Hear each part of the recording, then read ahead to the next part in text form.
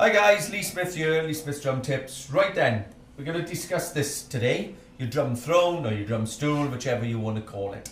How should you sit at a drum kit? It's a very important subject actually. Why? Because this is involved, which is your back. And it's very important to look after your back. Because if you don't, you're going to be all crooked and bent a little bit like this. Now why do we say that? Because the thing is, chaps, when you're sitting for 2 hours, on an instrument, if you're sitting behind a computer for X amount of hours, that is what you would call a repetitive strain injury. In other words, you're sitting in a certain position, your hands are doing one thing predominantly all the time, and your legs, so you're playing away like that, and there isn't a structure of moving, like walking down the road or climbing or whatever. So your back is stuck in a position. So if, for an example, we were to sit here, stare out at our hi-hats and lean, my back is curving. So my spine is curving right the way over. And if you notice, a lot of drummers, I have a little bit of it as well, a lot of drummers, as they get a bit older, they are like this. And they walk around like that then. There is a curvature of the neck.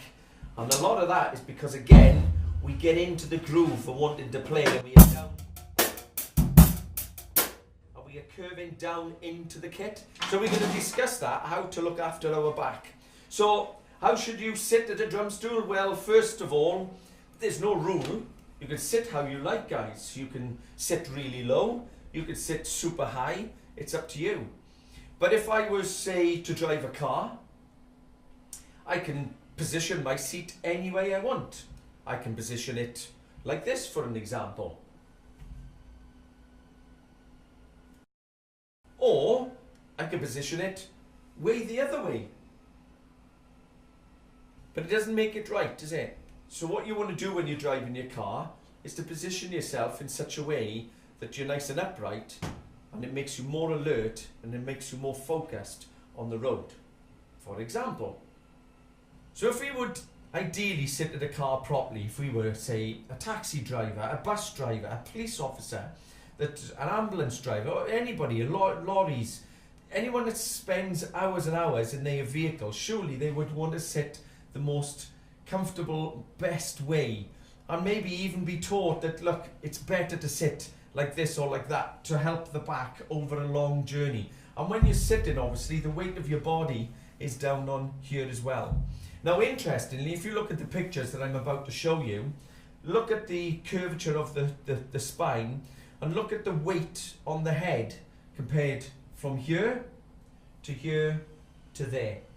So have a look at this picture. So do you notice, the more we lean forward, the more we sort of lean into this, the more weight we are pulling on the back, especially lower back. And a lot of drummers do complain about shoulder pains, shoulders, arms, especially lower back. I get a lot of drummers coming into the shop and they will discuss that and say, yeah, I've always got a problem with my back. I get off the kit at the end of the night and I'm really sore. So surely it's worth then just half an hour of your time to look at how a drum stool should be positioned, how we should sit the kit, and the way that we perform. So that when we are doing this over and over, whether it's just practice for fun or whether you're out gigging regular, if we look after ourselves and pull ourselves up a little bit, it makes a difference over the years. It's naturally going to make a difference, guys. It is part of life. And many musical instruments now, they are taught, cellos, violinists, and they are taught that posture is more important. One of the things I think is really, really critical for this is to treat a drum kit like a proper musical instrument, because it is. It's a beautiful instrument to play. And I think sometimes we just go ahead and just play what we think, or see our favourite stars playing, you know, someone who we want to aspire to. Oh, I want to play like him. But they may not have been taught right in the beginning either. So there's a problem there for everybody. So we'll discuss that in a minute. I say to students, for an example, when you sit at a drum kit, treat it like you're sitting at a piano. Now, if I was to sit at a piano, then you would be ideally looking something like this. So if I show you Louisa, my daughter, playing a little bit on the piano, look how the back is straight, it's upright, and she plays so that the fingers are done properly and then you work through the piano scales, and then sitting upright. Again, you can lean into a piano, and sometimes there are moments where you will lean in. You'll pull in because you want to get something laid down or something moving if you're a pianist. But when you can, you come back up and you play in a very upright position. So for me, I always teach that way. I always teach that we sit, we position our bass drum straight down the line, straight through, so our leg is nice and straight, angle that one there, and the snare drum is in the middle. So I'm nicely sat with my legs out like this, but down that channel. Now my point of vision is down that channel. The audience at the end of the day are down there. There are times where you come across the hi-hat or over to the right and you will look. It's good to do that because you're moving your spine at all times. Try and move that spine as you play. It's good. But as a rule, down the channel, straight down. So, again, as we said, you can choose what you want to do, but there are a few ideas that seem to work. And whenever I've applied them with the lessons at the shop, with either gigging drummers or students, they've all seen an improvement on it. So first of all, this little baby. Position this in such a way that your legs, when you sit on it and your feet are on your pedals, don't do it without the pedals, your legs there are just about a 10-degree drop. You can be horizontal, you can be slightly more, but about a 10-degree drop is just sweet, okay?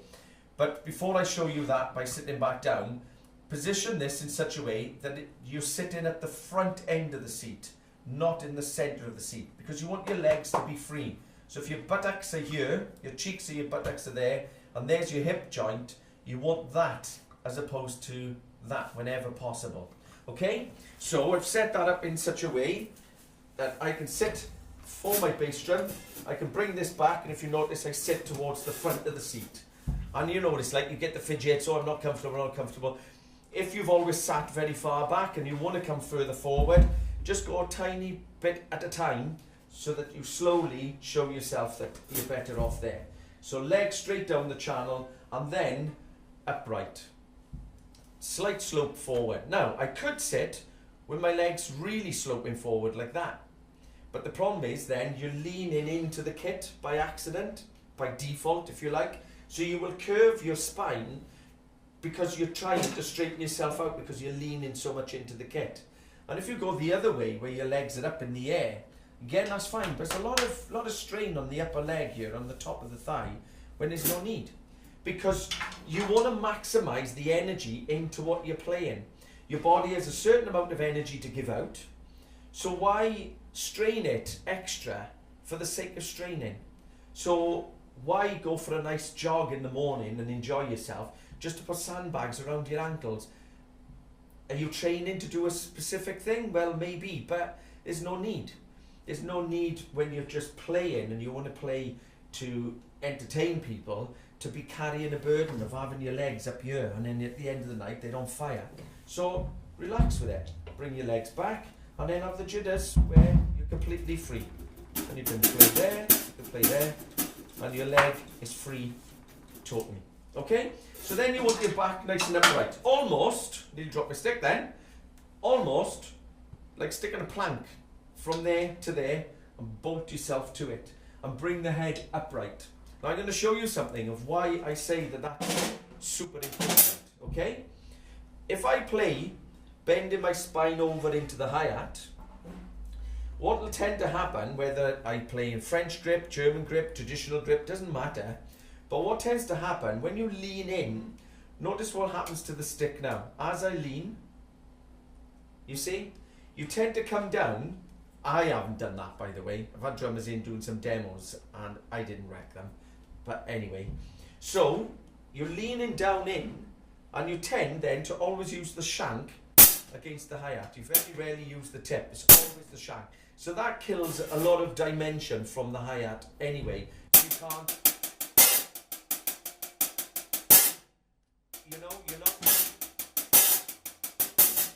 you're not sort of using the hi-hat in different positions. You end up doing that. You're leaning in, you're pulling the stick downwards, you're leaning in and you're down there. Now the distance between the sticks, look at that. very little.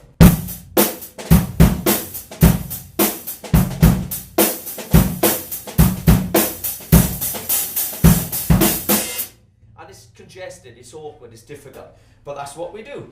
Now, I'm exaggerating a bit there, but I have seen boys literally down that far, but even if we do it here, and it's there, but you've got a small gap, 1 inch, 2 inches between the sticks. But watch what happens when I push myself upright. The sticks open up, look at that, just naturally they open up.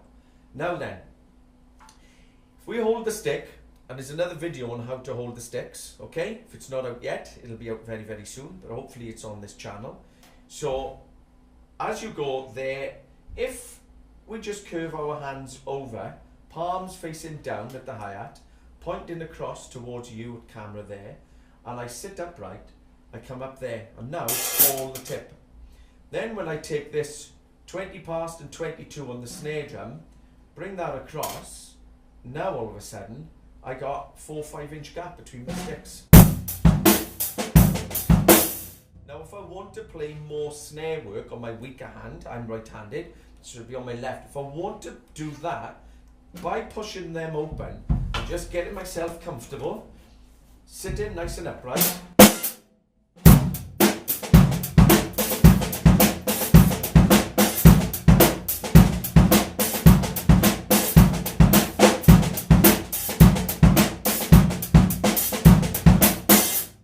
so just got more freedom for the snare. And yeah, I did touch the sticks, but then that's going to happen no matter what, isn't it? Sometimes you do occasionally because the cameras are on, it makes you more nervous, and then whoop, a little touch. But without a doubt, so if you want to play that way.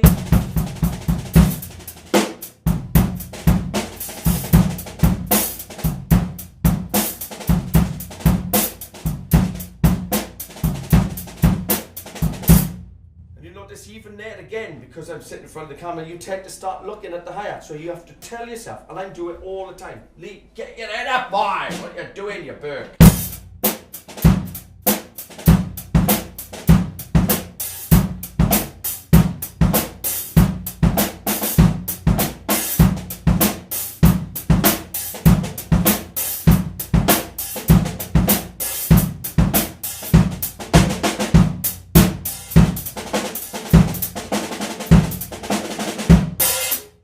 So everything just becomes easier to do once you push yourself and you learn that this is the best position for your drums to be in.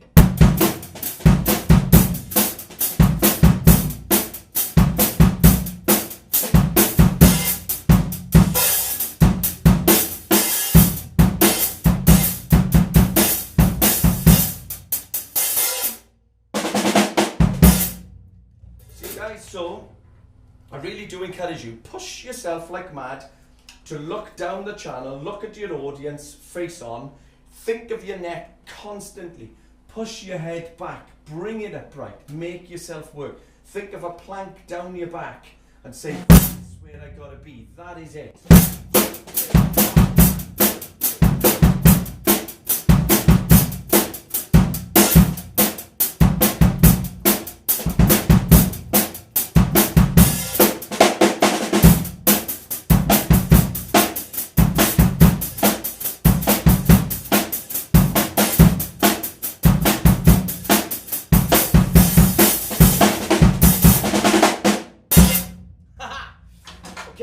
So push, think of it, as I said, like an instrument as beautiful as a piano, bring it up, get it right, and it makes a massive, massive difference. So please look out for the video regarding holding your drumsticks.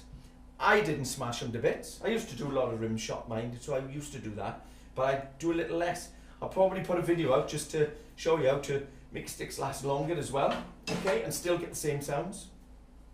So positioning the sticks and all the rest, all little videos, just little drum tips for you, okay guys? So go and enjoy and play and have fun, but remember, treat it with total dignity and respect as a beautiful instrument. Sit up, be proud, and look down the channel and say, this is the best instrument in the world.